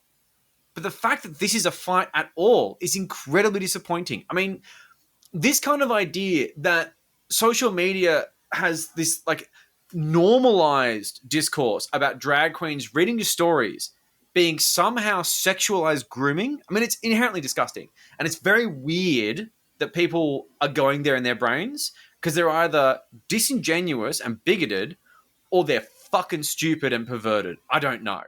But it's where the right is going, and it's an absolute matter of time, if it hasn't quietly happened already outside of the media, before very serious violence occurs on the back of this save the children virtue signalling bullshit. But in the wake of Dick Wings, and on the last weekend of Pride Month in Sydney, a group of Maronite Christians walked the streets of Newtown chanting a modified version of the Lord's Prayer and Hail Mary bullshit with a full police escort, claiming to be protesting a joke on the project, which we'll of course cover in a moment because this is in more chronological order here. Now, look, Newtown has become not only a place of tolerance, but a place of encouragement for the gay and trans community to express themselves openly without fear of arbitrary bullshit. Of course, this is a utopian aspiration. There's still altercations. There's still bad things that happen. We're not perfect yet. But this is not an unreasonable aspiration, and it is a beautiful thing that this enclave in the inner west has embraced and worked toward in the last several years. So these cunts have decided to put a dent in this enclave, which they're not even remotely welcomed in, for starters, with this Christo-fascist bullshit under the guise of being upset about a joke on telly. I can tell you right now, you can go and fuck yourselves. And I tell you what, nobody in Newtown even watches TV, you absolute dipshits. Who cares? While it was reported as a protest, it was clearly designed as an act of intimidation. Large group of large men, some concealing their identity with masks and most wearing hoods and hats, chanting as they walked past, happily enjoying their evening in outdoor dining settings and bars. Huge Yeah, it's shells fucked full up. of lives from It's this one. really A lot not of people okay. said that to me, yeah. Police say the crowd was about 30 people, which isn't a lot in, like, say, the middle of Hyde Park, but it's a lot on a footpath next to venues. That is a roving gang in Newtown. There was an assault that night, which may or may not have been linked to the group. There were also reports that people were spat on by the group. But it's what you expect, right? This is just disgusting behaviour. Nice. And of course it was. They were there for violence, whether that be the simple act of intimidation, which is a form of violence, or provoking someone into taking a swing and then doing what nature intended, which is to pile on top of them because you've got 30 fucking guys. It's what they wanted. Let's face it. This is what they're after. The protest appears to be organised by a group called Christian Lives Matter in this sort of sad attempt to create this kind of confectious religious victimhood we spoke about before, run by a guy named Charlie Bakos who can just go and fucking jump into a bin. I'd never heard of him before. He's definitely existed before now. His little tantrum club has some pretty good numbers. And before the stunt in Newtown, he really didn't seem to go onto my radar, but he's certainly on the radar because that Facebook group has 26,000 members. And I scrolled down, and that 20,000 number goes for a long time. It specifically mentions that it is a group of Lebanese Christians. It identifies that way. And this points toward that Maronite sect of Christianity, as mentioned before. And Maronites hail from all over the Middle East, but ours mostly tend to come from Lebanon. Yes, they do. And Maronites seem to slip comfortably, many Maronites seem to slip comfortably into Catholicism. There's another thing here at play, and I'm reluctant to talk about it. We talked about it during our Zoom last week, but the fact of the matter is that during the Lebanese Civil War, to talk about refugees at the front of the program, Lebanese refugees came to Australia. Many of them very, very good people. But the simple fact of the matter is that the rush to settle them, this was during the Fraser government days, so we're going back to the 1970s, the rush to settle them meant that there weren't sufficient checks on all of them being the right sort of people to come to Australia. And I'm not talking about cultural differences or anything like that. I'm talking about people with significant criminal backgrounds. That's fair. I'm talking about people who have, And you might remember there was a fair amount of hand-wringing going on when there was a sort of counter-protest to some of the Islamic fear-mongering that was going on 3 or 4 years ago in Sydney, and there were some rough and tumble boys among that group. No, that's fair. Look, I don't want to generalise. Very conservative. Maronites are quite conservative Christians. Concerningly so. Yeah. Let's perhaps leave it at that. So you can see in their history, they backed the Manly players who refused to wear the Pride jersey. They got very pissed off. Well, generally speaking, they get very pissed off about anything that comes up in public that appears to be anti-Christian sentiment. As per usual, let's face it, they also sell merch. Yeah, of course they do. Look, interestingly, they also rallied against vaccines and supported the pointless and meritless lawsuits launched against the New South Wales government to fight vaccine mandates. Generally speaking, they are not pilled, though, just religious bigots. So generally. Convergence, yeah. Yeah, there's like a Venn diagram, but at the same time, I mean, like, they definitely oppose these mandates. They definitely come toward that thing, but they're not doing Expose 28. They're not walking into QAnon things. They're not talking about fucking white hats. So, and that's where the bar is right now. And look, I'm sure this is just scratching the surface of these guys, but I think as the freedom movement pivots towards Christian fascism, this guy and his mates are going to be one of the big players to mobilize this and make it real, which is very concerning. I hope they stay the fuck out of Newtown because they're not welcome. Just fuck off. I think Jenny Leong, the local Greens member, said something along the lines that they can fuck off, which I quite liked. She'll be getting my vote in a few days. So, look, hilariously enough, just to turn this in the little bit of a handbrake turn, Monica Smith, who is a Catholic fascist from way back, seems to have missed this pivot after putting all her ducks in the cashless society is bad, let's prep for doomsday basket, and obsessing over excess deaths, which she just goes on about in like every email I receive. She isn't a statistician, bless. But it hasn't stopped her from trying. Look, while Monica recently went on O'Neill's to chat about whatever they chat about, apparently they drew around, I think it was 30 people. 35 to 40, I heard, was the number from our friend. We'll give them 40. We won't mention you, but we love you. It's not good. No, it's not. Yeah, she used to be the big girl on campus, and now when the movement has finally pivoted toward her actual belief, God-bothering and tradwife conservatism, she's stuck in the wilderness playing Russell Coit in her van down by the river and telling people to hoard money under their beds or while taking donations online. Does she not see the issue there? Does she not fucking see the issue there? So big thanks to friend of the podcast and patron Rod, who posted an excellent screenshot of a post from Monica which said this. Queensland Police think religion is dangerous.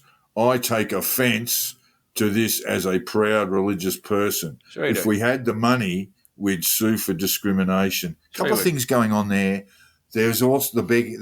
This is the begging. This is the begging for donations. This is the yeah. If we had the money, you never know. We could sue for discrimination. Well, how are they being discriminated against precisely? You would have to find a definite or definitive form of discrimination. But really, the Queensland Police have and we went through this in the program initially after Wyambula went, we don't think this is domestic terrorism. And then they said it was, based on Christian fundamentalism, based on an investigative process.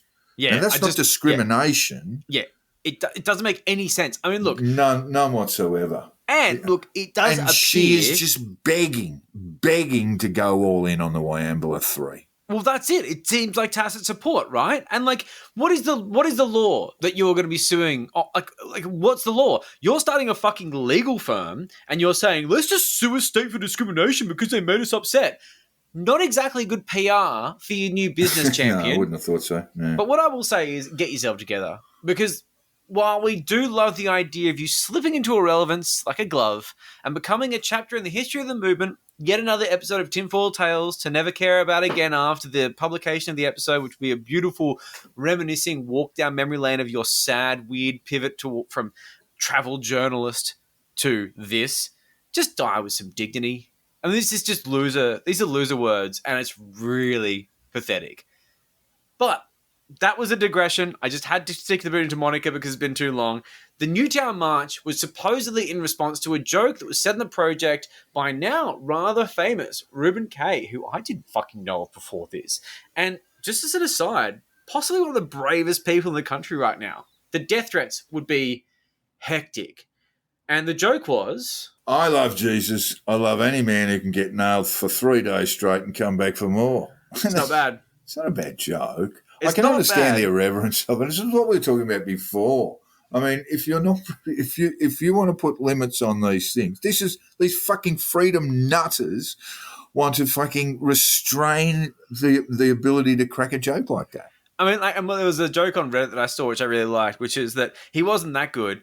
They've been waiting for 2,000 years for him to come again. Yeah, come on, it's silly. It's not a big deal. Look, of course, the backlash has been from a loud minority of butthurt book burners who can't take a joke. You know, these people, they cite freedom, but they have no concept of it. No. You'll see a Venn diagram overlap with these people and the ones that have continually called out Islam for responding to comedy with violence. It's the other thing, you know. I mean, why can't we create an image of Muhammad, of Muhammad, you know? Well, exactly. Why can't we? What's wrong with that? Why can't you take a joke? Why can't I burn the Quran? You know? Yeah, exactly. It's just a joke. It's just funny, bro.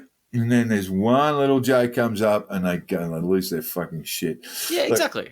Look, I absolutely don't condone any of that, you know, Islamic overreach as well. We are dealing stuff. with It's not cool. It's basic concepts of fundamentalism, and it doesn't really matter which religion practices it, but when you have fundamentalists, they are fucking dangerous. You always come back to the same place. And then, of course, capitulating like fucking bitches they are. The following night, hosts Waleed Ali and Sarah Harris opened the show with an apology, claiming they didn't see it coming and they regretted it.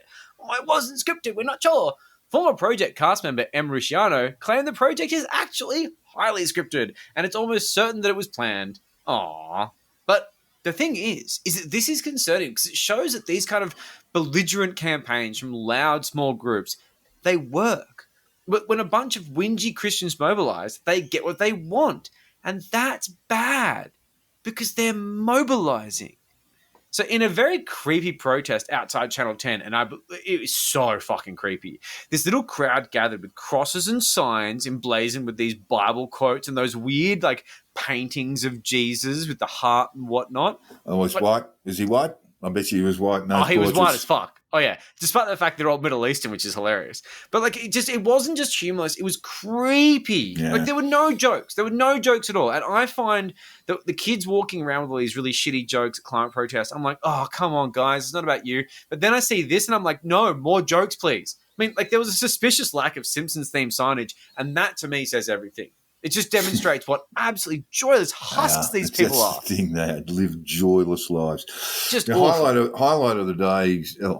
of the day include a controversial ex-New South Wales member of the Legislative Council, the Upper House, Fred Nile, who at 88 years young decided to take the microphone and proceed to collapse after his speech. Aww. He appeared to be wearing an unsettling amount of makeup. He looked like a toy. It's worth telling people who Fred Nile really is. Fred Nile has been in politics, been a member of the upper house of the New South Wales Parliament since 1981, with Before just my a birth. little bit of a break in 2014, I think, and takes all the way.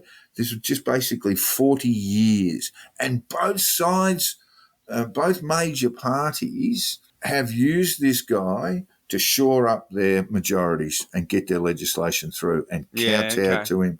Interesting. And both Labor and Liberal. Don't worry about that. Okay, interesting. Don't worry about that at all. I mean, look, he's not the worst. He's not really a fundamentalist in any way. I mean, like he has been sort of protesting at Mardi Gras for years and years and years. Oh, so you definitely put him in that. But he's nowhere near as creepy as someone like Bozzy, for example. But there he is. He's been a parliamentarian now for 40 years almost. But the protest was not organised by Christian Lives Matter, according to Barkos himself, who posted this on social media. I'm taking his word for it. But was backed by them. And they are seeking to have the project cancelled, which is something I can partially get behind that. It's shit TV. I mean, I don't care. The thing is, I actually don't care. Like, genuinely don't care. Cancel. This is the cancel culture that is practiced by the left. Totally agree. But when it comes down to it, I don't like the project. I don't watch it. I never watch it, and I don't care for it. Who gives a fuck? Waleed Ali's become very strange and weird, and he's still very good at the minefield. I tell you what, his TV persona is very different to his RN persona. I'm just going to say that. Well, his columns in the SMH of late are becoming... They have been weird. Been very weird. But anyway. Well, what I will tell you right now is I'll give you guys a lesson in freedom, which is if you don't like it, change the fucking channel. Yeah. Crazy. I mean, we got those remote controls now. Are we going to be the freedom movement now? Are we going to pivot toward freedom and they're going to pivot away? Maybe that's what's happening here. Well, this is the great irony about it all. Yeah, isn't it just? I mean, it is the irony is fucking dripping. So while Christianity's been declining over time, they still got numbers. In the 2021 census, 43.9% of respondents said they were Christians, over 38.9% having no religion. Oh no, they outnumber us. Islam scraped in at 3.2%. Woo. And the Buddhists, going hard in the corner, smoking durries at the bar, 2.4%. But it's a gradual decline from what I can say is pretty fucking stonking. 86.2% in 1971 for Christianity, with no religion scoring a paltry 6.7% that year. Yeah. But look, census questions like this are often, and the results from them are often a little bit misleading. So this is not necessarily a question about religious affiliation. So this is not saying, do you go to church? Yeah. Do you go to church? It really is a question, often expressed in a Judeo-Christian society, say, do you believe in God? Yeah. Or like, do you come from a Catholic family as well? So it can be interpreted that way. So 43% of people believe in God. Okay. Yeah. How many people who identify as Jews because their mum's Jewish actually believe in Yahweh itself? I mean, come on. Like, it is like that. Totally agree. But look, this is being put in the episode to show that their persecuted minority narrative is total horseshit. They are not a silent minority. They're a silent majority. Tons of people out there are bashing the Bible on a daily basis. But the reason why these people are a silent minority is because most Christians aren't awful people. No. Your silent minority is because you're a cult of fucking assholes. They don't want to burn books. They don't want to bash the gays in the streets of Newtown. They are not offended by a joke on television. And if they are, surprise, surprise, they know how to turn the other cheek. Ooh, yeah, that's a Christian. Isn't it? It's a basis of Christian belief, isn't it? Yeah. God forbid that we actually take any notice of Jesus and what he said. That'd be weird, wouldn't it? So the pivot toward the culture war has been going for ages. You all fucking know that. The Christian fascist elements of the movement have been all through it since the start. You got the peacemakers, cop bashers, Joel Jamal, Millie Gates, and of course, poor old Monica, who no one cares about anymore. Guru's a god botherer. He thinks he talks to him. They're mates, they're besties, they hang out. So is Dave O'Neiggs. He talks shit about God. There is a huge crossover. The Venn diagram is basically a circle. But generally speaking, it's always been a bit frowned upon to bring up the big man upstairs. As Rod previously mentioned with the Monica Smith tweet, he said in our patron Zoom chat the other day, and it was quite striking, that people would shoo off the Christians when it came to these kind of protests. Okay, you want to be homophobic? Sure, but don't bring God into it. That was the kind of level you had. It was more that sort of like, Foster's car park boogie, that bogan bullshit. Now, they're being warmly embraced. This freedom movement that overlap with these Christian fascists, they're both taking advantage of each other. And in my opinion, they're all taking cues either from US political agitators, political public figures, or possibly also these sort of right-wing psyop campaigns, this sort of QAnon bullshit, this kind of shit that makes them think that praying at rallies is endearing and cool and interesting. And a lot of these hippies that used to just be hippies are now fucking Christians. Where did that come from? They draw these humorless links to religion on these shitty signs that make no sense. They're not activists, they're whingers. And what they really do is they hide their intolerance behind a big old cross. That and, of course, the safety of children. I think my preferred term rather than Christian fascists is Christian nationalists. And these are people who actually believe that the church and state should be one and the same. Yeah, absolutely, yeah. And when an entire system, whether it's the United States here or indeed the UK or Europe, their entire democratic system is based on this separation of powers and a separation of church and state. Yeah. Otherwise, you end up with this sort of 16th, 17th century European historical experience of people being persecuted because of their religious beliefs. Exactly. Yeah, and let's face it, if Bosie had his way, it's Christianity on the highway. Oh, yeah. It'd be he does not like Islam, and that's in the Tinfoil Tales episode. Holy fuck. So look, we barely scraped the surface here, and we may revisit it later because there's a lot going on here. This kind of religious nationalism tends to walk toward pretty scary places pretty quickly. And the idea that they can gather in groups on King Street in Newtown with a fucking police escort to intimidate people trying to have a nice night out during Pride Month, which is sacred in itself, makes me think they're going to show up in smaller numbers in quieter places and do some pretty unspeakable things. And I'm probably doing that now. Well, I mean, look, I hope it doesn't come to that, but it's really, really concerning. And all I can say to our queer community and just anyone who stands out in public, be safe. You know, just be really, really, really safe. And you religious fucking nutters, you Christian fundamentalists, you own the trains. You own Wyambula. That was you. That was you, motherfuckers. That was you. We fired you, we sacked you, we dismissed you as what? As garbage, because that's all you are. You're a criminal, you're a traitor, and you're going to the biggest barbecue in history. So from Christmas dinner to you are the dinner. Thank you, that's what I'll go with.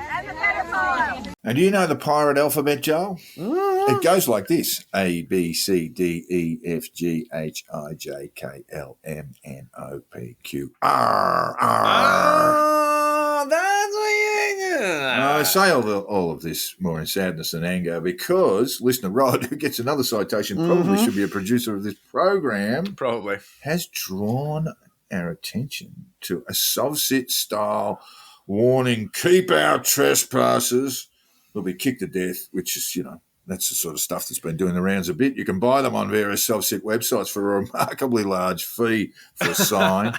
But this is different. Ooh. This sign, seen outside a Sydney house, informs trespassers they will be fined 330 ounces of silver. Oof. Steep. How many pieces of 8 is that? Steep. It's a lot of pieces of 8. Look, Jesus was betrayed for just 30 pieces of silver. Bargain. God only knows what's going on in that house, but by my count, the homeowner has bailed up at least 11 Jesus. Oof. They may have them stored behind one hell of a big rock. I tell you what, don't let the Christian Lives Matter guys hear that. They might get very upset with you. Now, yes, the sign also quotes part of the Nuremberg Code, a codicil created in the wake of World War II we've heard about ad infinitum that has never been ratified anywhere, including Australia, because you have all sorts of rules associated with medical testing that have long ago superseded it. We're above that. We don't need your bullshit. The sign also includes a biblical passage, so it's safe to assume there's no drag queen story time Oh, no. going on inside. Not Don't in want that. house. Just pirates and 11 kidnapped Jesuses. Look, the Bible passage is from Ephesians chapter 6, verse 11, which reads, come on, Joel, this will be good for your decaying soul. This is my part of Pascal's wager. Help me out here, brother. Quote, put on the armor of God so that you may be able to stand firm against the tactics of the devil. For our struggle is not with flesh and blood, but with the principalities, with the powers, with the world rulers of this present darkness, with the evil spirits in the heavens. God, the Bible is a That's boring some read. sausage shit right there. Now, Joel, I know you haven't read the Bible. You're a godless sinner who will one day be consigned to Hades' fiery depths. Fair. But Ephesians is a New Testament chapter, essentially written in the words of St. Paul. That's St. Paul of Antioch to you. Oof, I'm going to learn something here, aren't I? Yeah, you are, because it was probably written a century or two after St. Paul died, because most of the Bible, the New Testament, was written 100 years or more after Jesus had left this earth. You're ruining the mystery. Oh, yeah. And then there was a whole bunch of things that went on in the Council of Nicaea, 250 AD, where they actually sat down and compiled, we'll have that chapter in there, we won't have that one, we don't. That's how it all got put together. That's how the Bible, the New Testament at least, got put together. But let's not get churlish about this. No. It's because, bottom line, St. Paul was the original evangelist. And without him, Jesus wouldn't have made it past the first century AD. Everyone going, who was that guy? I don't remember that guy. Yeah, Beeb? Tall, good-looking guy? Anno Dono. I can't remember him. Dominoes? What? Yeah, it wouldn't have been AD. There wouldn't have been an AD indeed. So it is clear to less insane Christians that Paul was speaking metaphorically. Oh, bit complex. He wasn't a fun guy. No. St. Paul. He wasn't love necessarily fun a fun guy. Indeed, there are bits of the New Testament. Again, it's been basically melded many centuries later, 250 years, Council of Nicaea, etc., Council of Jerusalem, AD 80. It was basically blended a bit, where Paul was said to be a kind of joyless character. They had to deal with this idea of sex being wrong. And that meant that if sex was a sin, then all the early Christians would not do it, otherwise they would be in sin. And that meant early Christians wouldn't last very long because they wouldn't have children. So then St. Paul had to come up with this idea of Gotta start that you rooting. can only have sex inside marriage. Seems reasonable. It was a metaphor. So what we're talking about here is Ephesians talking about, we're putting on the armor and slashing your way through at the devil. And it was a metaphor. He wasn't asking the early Christians to sharpen up their blades and go on a murdering spree, Charlie Manson style. Wow. Because that would be unchristian. Wouldn't it just? And yet here we are. It is clear St. Paul does not have in mind physical violence, but rather a spiritual battle. Further, the devil appears to be specifically seeking to destroy the good work of all believers. Thankfully, his power is no match for the power available through God. Oh, good. Christians fundamentally believe nothing really wrong with that. Yeah. God, if it came to a stand-up stink in the street, God's gonna win. Oh, good. However, believers must pray and fully rely on God's resources to stand firm, and that's where we get to Ephesians against this attack. Using the armor of God fully is a question of faith. If you have faith, you will survive this spiritual onslaught. Thank God for that. Literally. You see how it works when you're not a dangerously deranged soft-sit who swallowed the Bible whole without understanding a word of it? Yeah, or read the sign they fucking post in their own house. And speaking of not understanding a word of anything, that brings us to friend of the podcast, soft-sit Luke Simpson, who had his driving partner, Helen Delaney, in Coffs Harbour, arrested when a walloper who'd had enough of their self-said bullshit smashed Delaney's driver's side window and arrested her. Fair. Now, everyone who watched that footage pretty much understood what was going on, but Lukey Boy reckons it has nothing to do with driving unlicensed, unregistered, amid a feat of broken road laws. Yes. And this is what he said.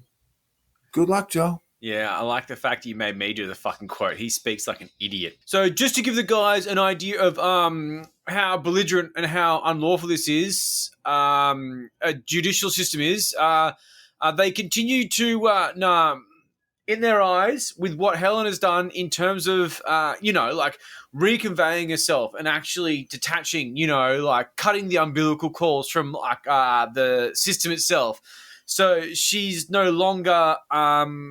she's now foreign to the Australian corporation, right?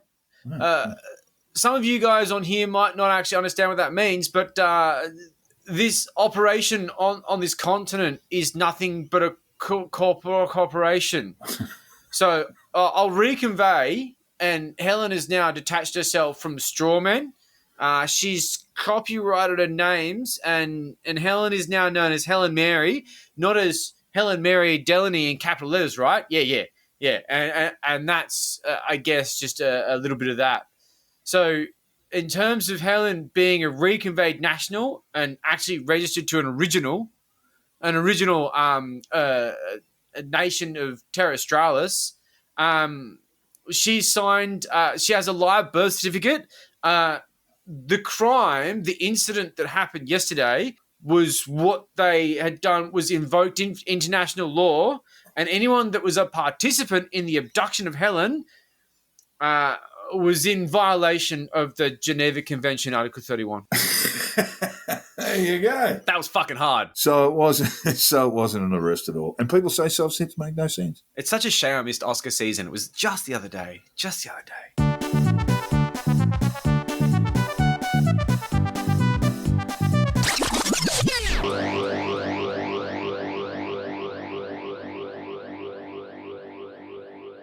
I'm a staunch patriot. I love our country. I love our freedoms. I love that in Australia you can be anything that you want to be.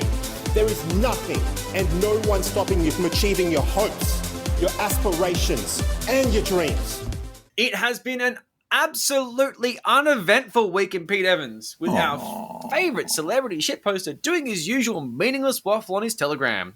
Speaking to the void. No one cares. Tucker Carlson. So much fucking Tucker Carlson. Tons of Steve Bannon this week. He's really getting into him. Honestly, we started this segment because Pete was the canary in the coal mine who would influence the conspiracy of the week in the movement because he had that kind of reach. He had 1 million fucking followers, right? He's so out of touch now, it's not even funny. His relevance isn't even measurable anymore. Just like this really weird, angry guy who says love and light instead of seeking therapy. He's really focusing on the recent cut and paste job Tucker Carlson did on January 6 footage to basically claim the Q shaman is innocent and many other claims that are really dumb because he was given a tour by police. Now, there's about 1 million things wrong with this, but even on face value, why do you care, Pete? But then I remember, you're just a fucking sheep who legit only thinks what Tucker tells you to think. This is your life. Yeah, so the footage did show. It did show the what's his name? Jacob Chansley. Yeah, Jacob Chansley. Yeah, almost sort of the doors opening for him, like he was a sort of a guest. But this is from something like 40,000 hours of footage that was given to Carlson by House Speaker, also a Republican, Kevin McCarthy. Yes, and you think, is there something wrong about that? I mean, Pelosi could have released that stuff too. It must be said. Could have released that sort of stuff. But yeah, he just said, hey, Tucker, have some of this. Yeah, enjoy and so this. He was able to selectively edit it. And let's not forget that Tucker was, on that day, tweeting, can you please stop Donald Trump? He's turned into a complete fucking disgrace. Those texts should not be ignored at all. No. So look, vaccines are still bad. Thanks, Pete. Of course. Food is still good, yes, but carbs are still bad. Anything related to social tolerance or progressivism is bad, mostly because Tucker Carlson tells him so. That's right. And the only Australian content he bothers with is about himself. Everything else is from the States. Or random countries as he's trying to make a point in the back of misinterpreting whatever the fuck they're saying. Apparently the recent failure of the Silicon Valley Bank is Biden's fault, despite it being Trump that rolled back the regulations that allowed the failure to happen in the first place. A disclosed TV link that means nothing because you don't actually look things up. You see, in 2018, a bank deregulation law, which, surprise, surprise, Democrats like Elizabeth Warren strongly opposed, Bernie Sanders strongly opposed, Biden is proposing to reinstate these said regulations, which will be, let's face it, opposed by, I don't know, all fucking Republicans. These are the reasons why Silicon Valley Bank went bust. In other news, Bitcoin has rallied recently, which has got Pete's dick really hard, and it's quite disappointing news to anyone who thought that maybe his investment in Bitcoin was going to ruin him. I still want it to go down to $1,000. Fuck that guy. Fuck that guy so much. He didn't appear to bother posting about Dave O'Neig's using an old interview with him to prop up the absolute lack of content on his absurdly expensive paywalled website. Shame, you could have just given him a plug. He's your mate. He's your surfing mate. You know, say, look, go to O'Neig's.com, get this exclusive content that you can find on Rumble. It's really good. I really worry about whether you understand the nature of friendship. I don't think he does. But I tell you who does understand the nature of friendship. Yes. Senator Zippy! He's been hard at work. Ralphie. Ralph. Should I say, hardly working? Yeah. That's a funny old one. No, but seriously, he's hardly working. He was recently confronted with a revelation that he is indeed still working as a real estate agent on weekends with his brother, whose name is not Matt. Apparently it's Bertrand, according to The Guardian, which I found kind of funny. Bertrand and Ralph. He claims he isn't being paid, and that's why it's not on his interest list, which is probably because he's at the top tax bracket, and the money will be a little bit more helpful when he gets out of the parliament and is literally unemployed. When your tax bracket returns to 0, because you will have no prospect whatsoever. But look, don't let a good tax evasion strategy get in the way of a good moonlight. Babbitt has to make money while he can. Bless his heart. He claimed famously that entering Parliament was a pay cut for him. He claimed this literally. This is a sacrifice for me. I'm doing it to serve my country. Mauritius. No, sorry, Australia. It's a pay cut. If you think 200 large for the amount of work I'll have to do and the amount of suffering I'll endure is a good deal, you're wrong. Where's his suffering coming from, mate? He's a fucking idiot. That's the suffering comes from the fact that he's like, I love hard work. But hard work is sadness. He's a fucking moron. So yeah, the amount of work you do isn't much because your attendance record in the Senate is at approximately 46%. Lowest of all sitting Senate members. Although there has to be something said, that more is not necessarily better, because I think Teeny Weeny, Malcolm Robertson, he's there all the time. He's there when there's no one else there. Yeah, he's got nowhere else to be. Yeah, that's it. It's like, I have nowhere else to go to. I'm so bored. So the only time that you do anything remotely related to your actual role as a public servant is basically just attending these events with Ruction to take photos of you LARPing as a cowboy and making bigoted speeches about trans people. I mean, look, hard worker, it's a stretch. Yeah, it is. Now, when absolutely not friend of the podcast, and I cannot emphasize this enough, Drew Pavlu called him out on Twitter. He said this. I enjoy working. Sitting around on the weekend doing nothing feels like a waste of time. So I would rather work. However, if someone asks me to come and speak at their event, or there's some Senate-related duty on the weekend, or something of that nature, then that will take priority, clearly. I mean, look, imagine being a senator and not knowing what senators do on weekends for their constituents. Some Senate-related duty. How are you struggling for invites? That really does mean you're irrelevant. Well, he represents the people of Victoria. He should be going around Victoria and doing events. Yeah, to going to big Victorian events. Fucking madness. But the thing is, he's waiting for someone to tell him what to do. Like, I'm guessing no one invites him anywhere. No. So there's that. But, this really shows what he brings to the job. He has no initiative. It's the absolute bare minimum to collect his salary and then talk on Twitter about what a hard worker he is. I mean, in response to the claim that he attends 46% of the time, this is great. He says that's voting and not attendance.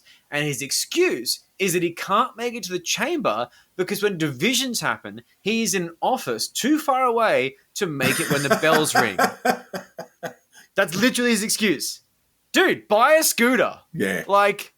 You know, maybe hang out closer. Like, what are you doing in your office that's so important? You literally do nothing. The thing I really love about this is when the clerk of the Senate has got together, has got down and done all the office arrangement. They're going, Babbitt, yeah, we're going to put him out. You know, we're going to put him out in Queanbeyan. This kind of did happen too, because like he's whinging about the fact that like according to his quota, he should be closer. And like honestly, it's this like list of whingy excuses. Oh, last man in. I think last man in, first man out. You know, get a segue. You know, figure it out. So in a moment that came close to self-awareness, close, Babbitt said he would likely return to real estate after his term in Parliament.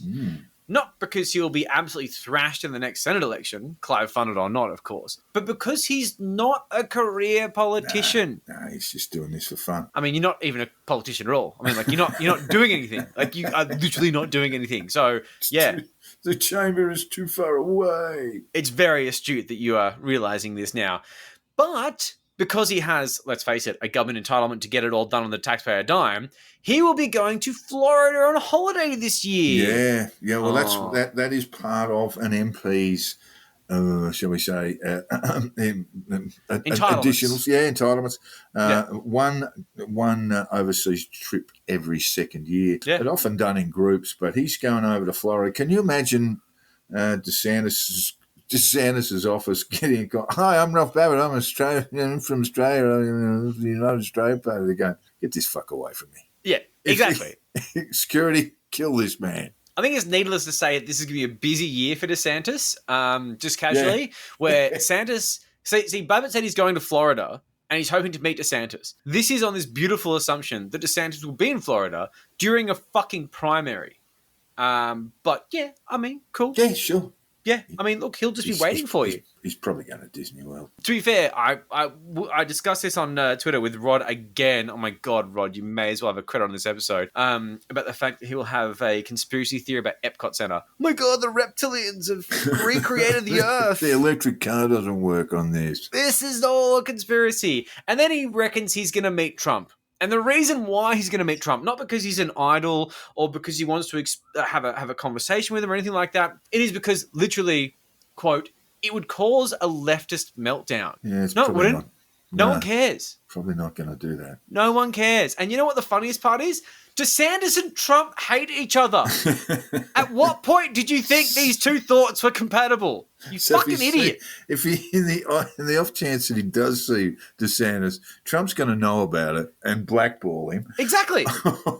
Or if he gets, he's going to tweet about it. Or if he gets the flick, Trump's probably going to go, "Why am I saying this? Who's this guy? Who the fuck is this? Who's the fuck is this? In fact, does he play golf?" Either way, it's embarrassing to think this is ever going to play out, unless Babbitt plans to give his salary to Trump, and then maybe he'll get 2 holes. Ooh, 200,000's not enough to. No, won't be. Yeah, you're probably right. Look, otherwise, he's out there talking nonsense about 15-minute cities on Parliament time, how boring, which is, of course, just another idiot terrified of having local resources in regions because blah, blah, lockdowns, blah, blah, blah. He's blabbing on about coal like it means anything. And this was worth mentioning. This is my favourite tweet of his recently. It said this. We must outlaw communism in Australia. Hashtag communism. Why would he put that in hashtag?